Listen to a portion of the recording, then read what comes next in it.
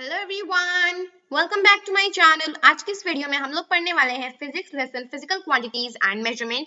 ये इस चैप्टर की पार्ट 2 वीडियो है। पार्ट 1 वीडियो में हमने डिटेल में पढ़ा था about measurement, physical quantities, types of physical quantities और मेजरिंग फिजिकल क्वांटिटीज के बारे में। और इस वीडियो में हम लोग ब्रीफ में पढ़ने वाले हैं about traditional units, need to standardise units, metric system, MKF and CGS systems, international system और मेजरमेंट ऑफ लेंथ।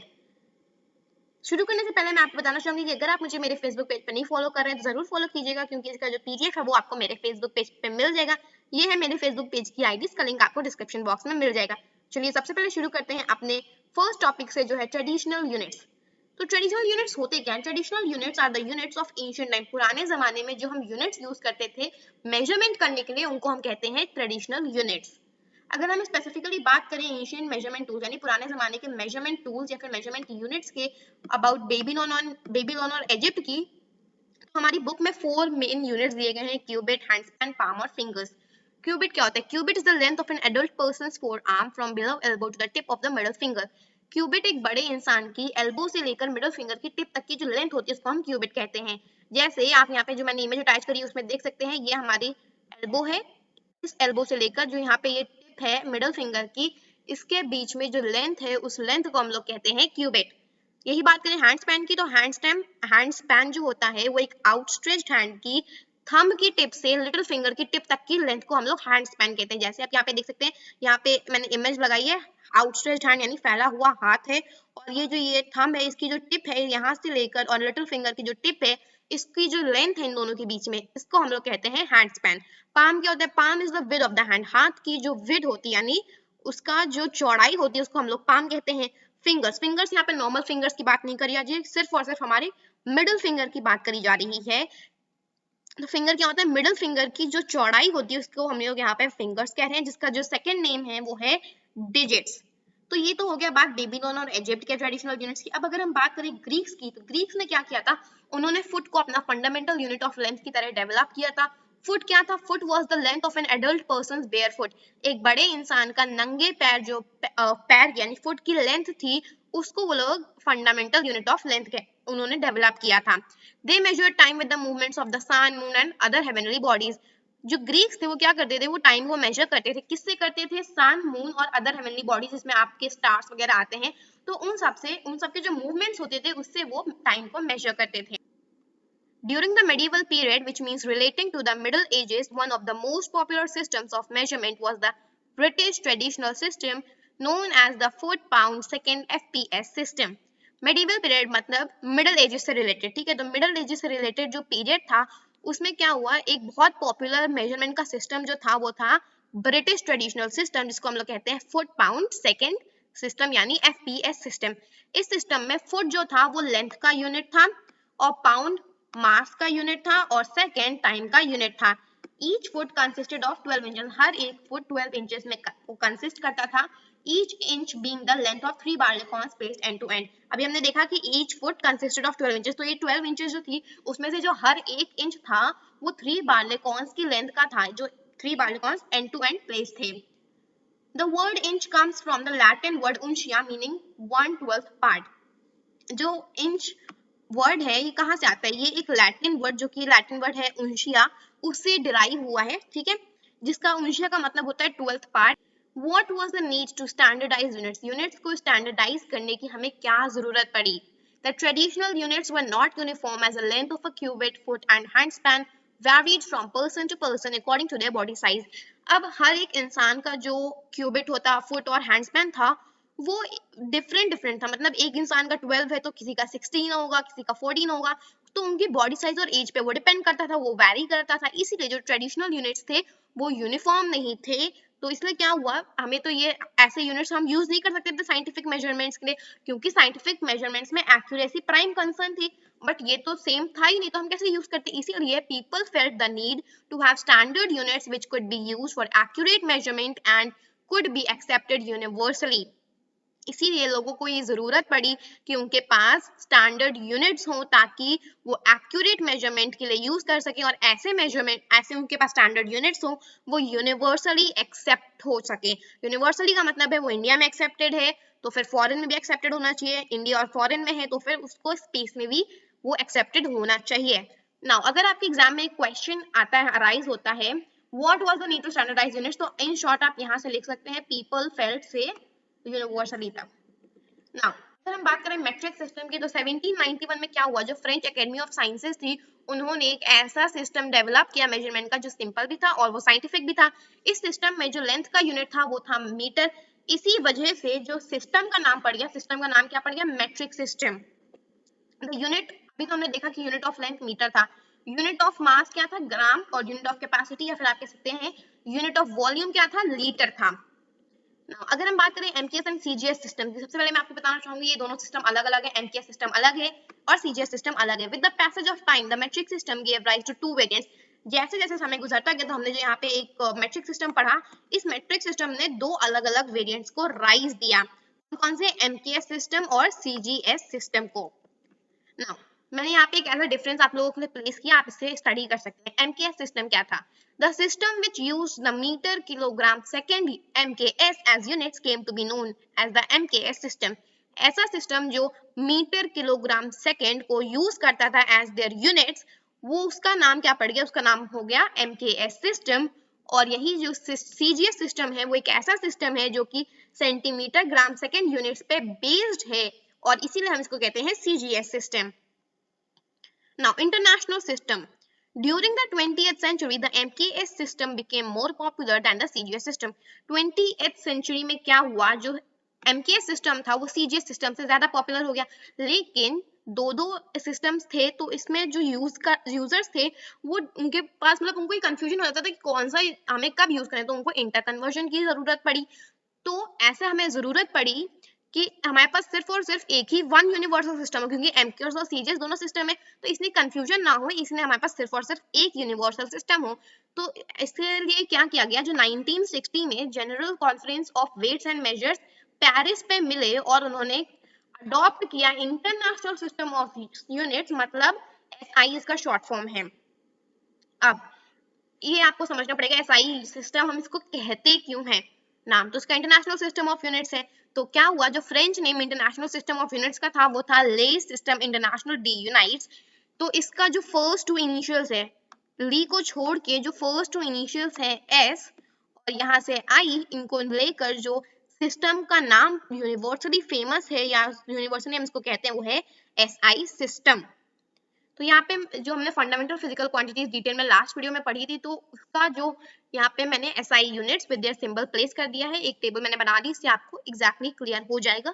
अभी हम लोग डिस्कस कर लेते हैं। सबसे पहला फंडामेंटल फिजिकल क्वांटिटी है लेंथ, इसका यूनिट नेम है metre, symbol m. Mass unit name kilogram, symbol kg. Time unit name second, symbol small s. Electric current unit name ampere, symbol capital A. Temperature unit name Kelvin, symbol K. Amount of substance unit name mole, symbol MOL. Luminous intensity unit name candela और symbol इसका है CD. Multiples and सब multiples of units, तो ये एक बहुत ही छोटा सा इजी सा टॉपिक है, इसमें आपको इंटरेस्टिंग बहुत लगने वाला है।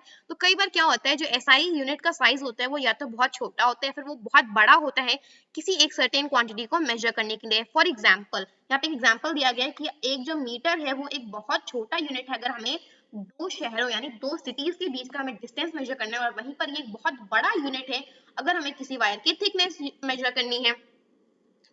In order to have a comfortable measurement in such cases, the multiples or submultiples of SI units are used. ऐसी केसेस में एक कंफर्टेबल मेजरमेंट हमें मिल सके, इसके लिए हम क्या यूज करते हैं, मल्टीपल्स और sub multiples of the SI units. Multiples क्या होते हैं, multiples of a unit are used to create larger forms. किसी भी यूनिट के, किसी भी एसआई यूनिट का जो मल्टीपल होता है वो हम यूज करते हैं ताकि हम उस पर्टिकुलर एसआई यूनिट का लार्जर फॉर्म बना सके, यानी उससे बड़ा उसका फॉर्म बना सके। और वहीं पर फैक्टर्स और multiples are used to create smaller forms of the SI units. और वहीं पर जो फैक्टर्स और सब मल्टीपल्स हैं वो हम यूज करते हैं ताकि हम एसआई यूनिट का स्मॉलर फॉर्म बना सकें, यानी उसे छोटा फॉर्म बना सकें। फैक्टर्स और सब मल्टीपल्स एक ही चीज है। For example, a centimeter is a submultiple and a kilometer is a multiple of a meter. यहाँ पे एग्जांपल दिया है कि जो एक सेंटीमीटर है वो एक मीटर का सब मल्टीपल यानी वो मीटर से छोटा है, और वहीं पर जो किलोमीटर है वो एक मीटर का मल्टीपल है यानी उससे बड़ा है। The prefix centi means 100 part and kilo means 1000 times. Prefix centi का यहाँ पे मतलब है 100 पार्ट। अब आपको प्रीफिक्स तो पता ही होगा, प्रीफिक्स ऐसा ग्रुप ऑफ लेटर्स होता है या आप कह सकते हैं छोटा सा वर्ड होता है जो हम किसी मीनिंगफुल वर्ड के आगे प्लेस करते हैं और फिर वो एक नया वर्ड बन जाता है। जैसे आप यहाँ पे सेंटीमीटर में देख सकते हैं, मीटर एक अलग वर्ड है, उसमें हमने प्रीफिक्स सेंटी ऐड किया है। सेंटी का मतलब होता है 100th पार्ट। नाउ किलो भी यहाँ पर एक किलोमीटर जो है, तो ये किलो भी एक अलग वर्ड है जिसका मतलब है 1000 टाइम्स। किलो भी यहाँ पे प्रीफिक्स है। 10, इससे हम कंक्लूड कर सकते हैं 10 centimetre means 1000 of a metre and a kilometre means 1000 metre. इससे हम कंक्लूड कर सकते हैं कि जो एक मीटर है वो 1000 होता है एक मीटर का, और किलोमीटर का मतलब 1000 metres. Units of derived physical quantities. The units of derived physical quantities are also derived from one or more fundamental base units. तो जैसा कि अभी हमने प्रीवियस वीडियो में पढ़ा था कि जो डिराइव्ड फिजिकल क्वांटिटीज होती हैं वो एक या एक से ज्यादा फंडामेंटल फिजिकल क्वांटिटी से डिराइव्ड होती है। सिमिलरली जो इनकी यूनिट्स होते हैं ये भी एक या एक से ज्यादा फंडामेंटल बेस यूनिट से डिराइव्ड होते हैं। For example the area of a rectangle is length into breadth, so the derived unit of area is m into m और m स्क्वायर मीटर। तो आपको ये तो पता होगा कि जो रेक्टेंगल का एरिया होता है वो हम कैसे फाइंड आउट करते हैं, हम एक फॉर्मूला यूज करते हैं जो है लेंथ इनटू ब्रेड्थ। तो इसलिए जो एरिया का डिराइव्ड यूनिट है वो क्या है, m इंटू m या फिर metre square. Now last topic is measurement of length. अब हम सब लेंथ को तो हम जानते हैं लेंथ क्या होती है, बट डेफिनेशन यहाँ पे दी गई है लेंथ से पॉइंट्स तक। Length is defined as the straight line distance between the points. Points के बीच में जो straight line distance है उसको हम length कहते हैं। तो let's say अगर मैं कहूँ, let's say मैंने यहाँ पे एक point बनाया और मैंने इसको नेम कर दिया point A, और वहीं मैंने यहाँ पे फिर से एक यहाँ पे और point बनाया और मैंने इसका नेम दे दिया let's say point B। और अगर मैं एक लाइन को ड्रॉ करूं ए से बी पॉइंट तक, तो इस दोनों लाइन के बीच का जो डिस्टेंस है उसको हम लोग क्या कहेंगे, उसको हम लोग कहते हैं length. Terms such as length, breadth को हम लोग विड्थ भी कहते हैं। ब्रेथ और width, depth and height are actually different ways of expressing distance. जो लेंथ, ब्रेथ और या फिर आप कह सकते हैं विड्थ, डेप्थ और जो हाइट है वो एक्चुअली क्या होते हैं, वो डिस्टेंस को एक्सप्रेस करने के लिए अलग अलग तरीके हैं। You know that the SI unit of length is meter and it is denoted by the letter m. हमें पता है कि जो SI यूनिट है लेंथ का वो मीटर है और उसको हम डिनोट करते हैं by letter m. In order to ensure the consistency of the length of a meter throughout the world, हम एक लेंथ जो मीटर का लेंथ है उसकी कंसिस्टेंसी को पूरी दुनिया में इंश्योर करने के लिए standard metre is taken as the length between two marks on a platinum iridium bar kept at 0 degree Celsius.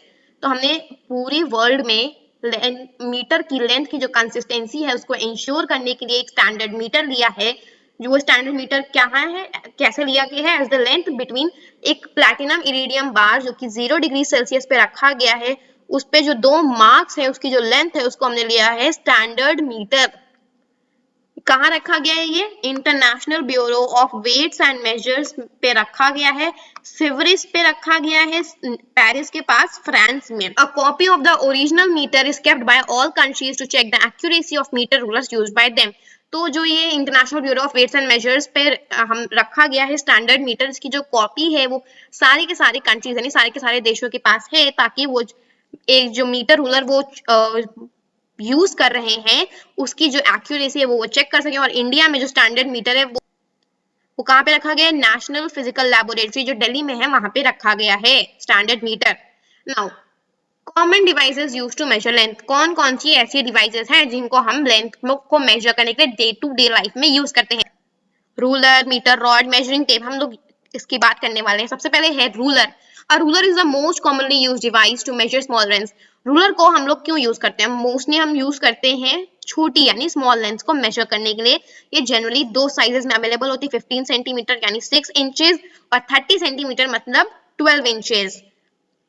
हर एक जो सेंटीमीटर होता है वो फर्दर 10 मिलीमीटर का ये शॉर्ट फॉर्म होता है mm, ठीक है। हर एक जो सेंटीमीटर होता है वो 10 मिलीमीटर यानी 10 mm में डिवाइडेड होता है। Next is metre rod. एक मीटर रॉड क्या होता है, मीटर रॉड एक जो होता है उसमें क्या होता है, 1 मीटर की फिक्स्ड लेंथ होती है। The length of the meter rod is divided into 100 divisions of 1 centimeter each. जो मीटर रॉड की लेंथ होती है वो 1 सेंटीमीटर की 100 डिविजन्स में डिवाइडेड होती है। Each centimeter is further divided into 10 millimeters. फिर वो हर एक जो सेंटीमीटर होता है वो फर्दर डिवाइडेड होता है 10 मिलीमीटर्स में। वो कौन यूज करता है? It is generally use by cloth merchants to measure the cloths. Now next device is measuring tapes. Measuring tapes एक या एक से कुछ ज्यादा मीटर्स लॉन्ग होते हैं। वो यूजुअली हम लोग यूज करते हैं बड़ी लेंथ यानी लॉन्ग लेंथ को मेजर करने के लिए, such as the length of a field. एक जो जमीन होती है उसकी जो लेंथ है उसको मेजर करने के लिए हम यूज करते हैं। Then measuring tapes are flexible and so can be used to measure curved objects such as the circumference of tree trunk or the size of a person's chest। जो measuring tape होते हैं वो flexible होते हैं और इसी वजह से हम उनको कर्व्ड ऑब्जेक्ट को मेजर करने के लिए यूज कर सकते हैं। कर्व्ड ऑब्जेक्ट जैसे ट्री ट्रंक का जो सर्कमफ्रेंस होता है उसको हम मेजर कर सकते हैं और किसी पर्सन का जो चेस्ट है उसका साइज भी हम मेजर कर सकते हैं। Now how to use a ruler correctly. हम किसी भी रूलर को करेक्टली कैसे यूज कर सकते हैं? In order to take accurate readings with a ruler. अगर हमें एक रूलर से एक्यूरेट रीडिंग लेनी है तो हमें कुछ एस्पेक्ट्स को माइंड में रखना है। फर्स्ट है avoid using the ends of a ruler. Second है place the ruler correctly, correct positioning of the eye. Avoid using the ends of a ruler का मतलब जैसे हम लोग यूज करते हैं ना डेली या फिर रेगुलर यूज करते हैं या फिर हम ठीक तरीके से हैंडल नहीं करते हैं तो जो हमारी रूलर होती है उसमें चिप्ड या फिर ब्रोकन एजेस हो जाते हैं।